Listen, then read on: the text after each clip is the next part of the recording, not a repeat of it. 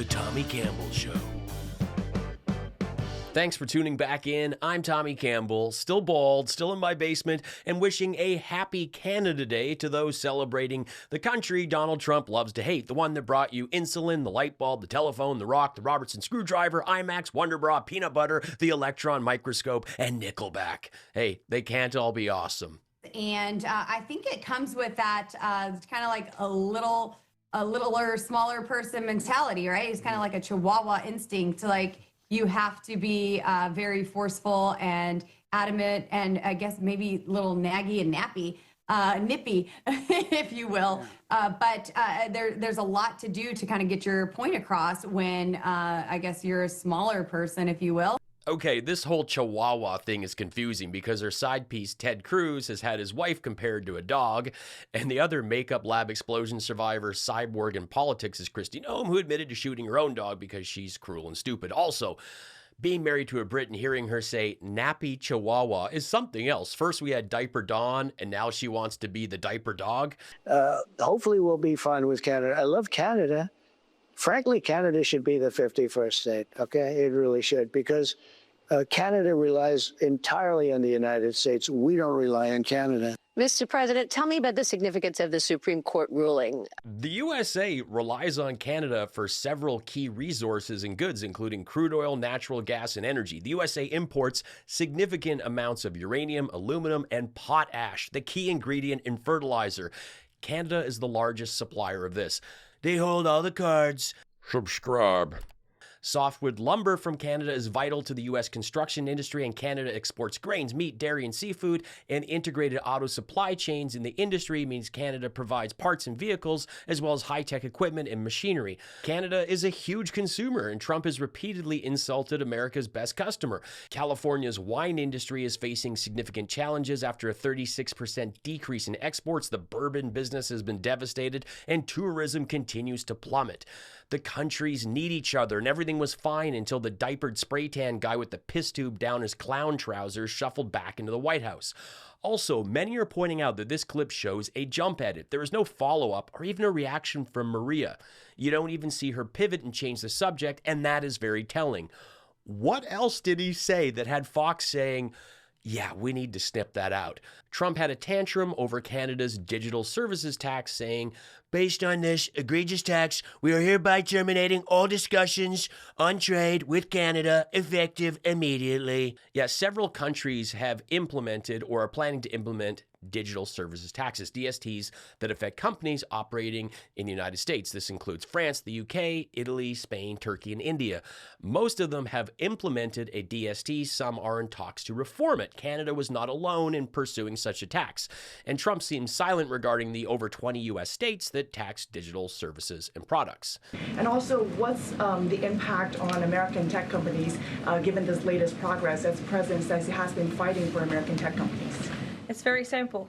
Prime Minister Carney in Canada caved to President Trump in the United States of America. And President Trump knows how to negotiate, and he knows that he is governing the best country and the best economy in this world, on this planet. And every country on the planet needs to have good trade relationships with the United States. And it was a mistake for Canada to vow to implement that tax that would have hurt our tech companies here in the United States. The president made his position quite clear to the Prime Minister, and the Prime Minister called the president last night to let the president know that he would be dropping that tax, which is a big victory for our tech companies and our American workers here at home.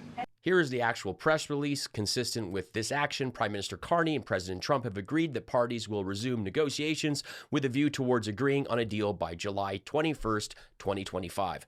The DST was announced in 2020 to address the fact that many large technology companies operating in Canada may not otherwise pay tax on revenues generated from Canadians.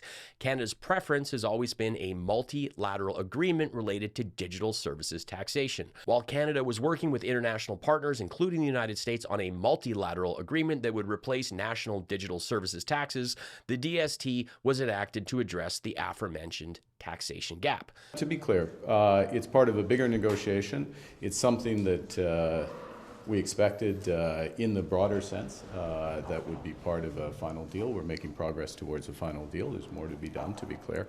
And as I just said, which answers the translation question, as I just said, is a question of timing in terms of the date for the final negotiations and when the tax was coming into effect. And, it doesn't make sense to collect tax from people and then remit them back. So it provides some certainty. And as I just said, negotiations have restarted. We're going to focus on getting the best deal for Canadians. We're making progress. There's more to do, and we'll keep you updated. It is refreshing to see someone explaining something calmly, intelligently. Carney makes great points here about collecting tax and remitting, and that this is all part of the bigger negotiation. I have a lot more faith in the guy educated at Harvard and Oxford with a PhD in economics who ran the Bank of England over the guy that ran a fake university, still refuses to reveal his test scores, and couldn't figure out how to make a casino profitable. There is a lot of debate around the DST. A digital services tax generates revenue from multinational tech companies that skirt corporate taxes. It aims to create a level playing field between traditional businesses and digital platforms and ensures companies contribute to the economies where they generate value, even without a physical presence. On the flip side, some say there's potential for trade tensions, which we are definitely seeing, and companies might pass the tax to consumers or smaller businesses using their platforms, making this more like a tariff. The Conservatives were very much against the DST, and now that it's off the table, they're saying that he's done a bad job. So, you can't win. I have 4 sons and a 2-year-old grandson, and there's not a lot of time for anything serious in between when you're trying to save the country and raise 4 boys to be men before liberals teach them to be women.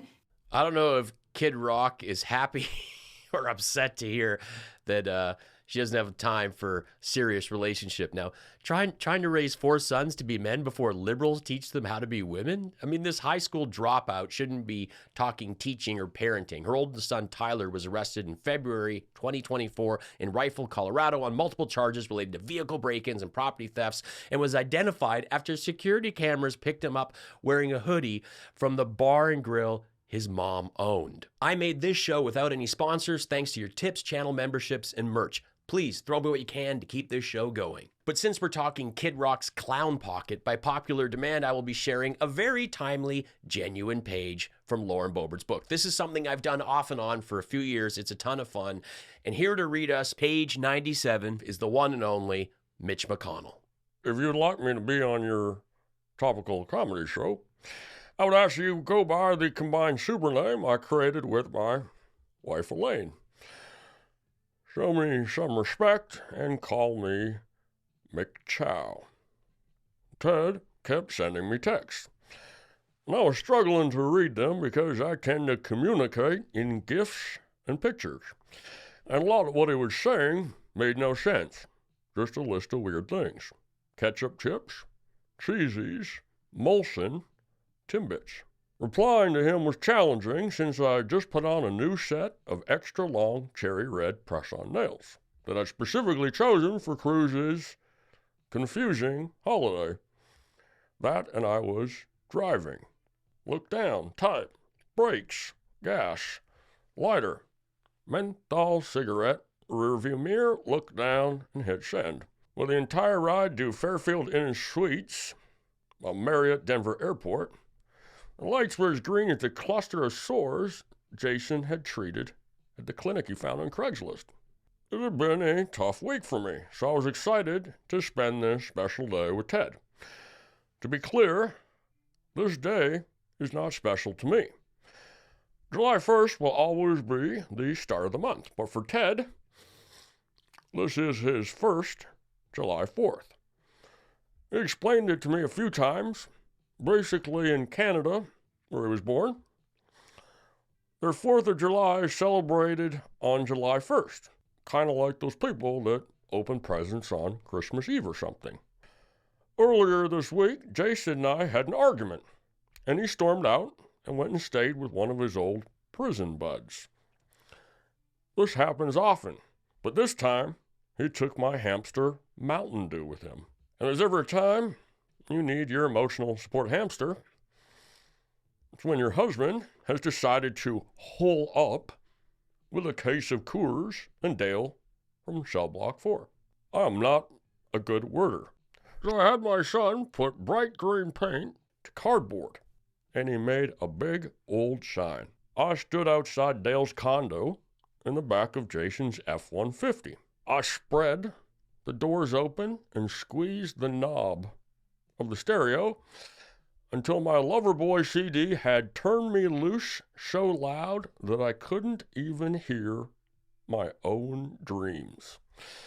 Like the one on repeat about my wrestler father, Sweet Stan Lane, rescuing me from a cage. I lifted the cardboard sign above my head. There was no ignoring this sharp-chinned Colorado wildcat that was determined to get her hamster back.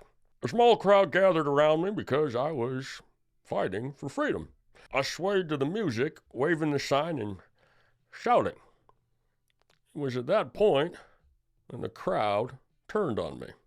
I guess if you're making a lot of noise and waving a green sign that says Free Mountain Dew, people can get the wrong idea. They didn't care about my pet. They just thought they'd stumbled upon some tiny denim shorts and bikini-wearing corporate promo gal with a truck full of some handy free sodas. The people were furious, and I screamed at them over the music, "Mountain Dew is my hamster." But they didn't care. It was like a fairy tale. Can I get a bump? Trump's longtime superfan Randy Quaid is still backing him with such tweets as, "Don't trade anything with Canada, especially not their crummy fur underwear." I wonder why Randy has such a problem with Canada. Oh, that's right. In 2010, actor Randy Quaid and his wife sought refugee status in Canada, claiming they were targeted by a group called the Hollywood Star Whackers, alleging the group were responsible for many big-name celebrity deaths, including Heath Ledger's, and that they were next on the list, even though Randy Quaid is not a star. The pair fled to Canada after being charged with burglary and squatting in a California home, and Randy was denied permanent residency, was sent packing. See, the whole Hollywood Star Whackers thing was, they were just avoiding their criminal past and taxes. That's it. Seen this snowflake around YouTube. If he got out of his basement, he would not have to hide his lard body. Lard body. It's a weird one. I mean, because I'm pretty fit, actually. I walk the pug, play all the sports outside with my son, mix in weights. I do roughly 6 miles on the Peloton most days. Is this person genuinely concerned with my health? Or do they just want me to do the show topless? Or maybe boxers only, like one of multi-million-dollar loser Mike Lindell's patio broadcasts. MAGA tears. He's so horrible. Can I hit the thumb down thing twice? Apostrophes are hard for these people. Also, I mean, thumb down thing, what is this thing? It's a button, okay? Not that challenging. But that wasn't the question. And to answer your query, you definitely can. That thumbs down thing, if you don't like what I do here, be sure to double tap that one. MAGA tears. Playground zone. So I go slow enough to send Ted a little selfie. You don't need to graduate high school to understand what that picture meant. I'm very curious to see this photograph. Like the one on repeat about my wrestler father, Sweet Stan Lane, rescuing me from a cage. I spread the doors open and squeezed the knob of the stereo. Squeeze that knob, Lauren. Be sure to turn on my notifications so you never miss an episode.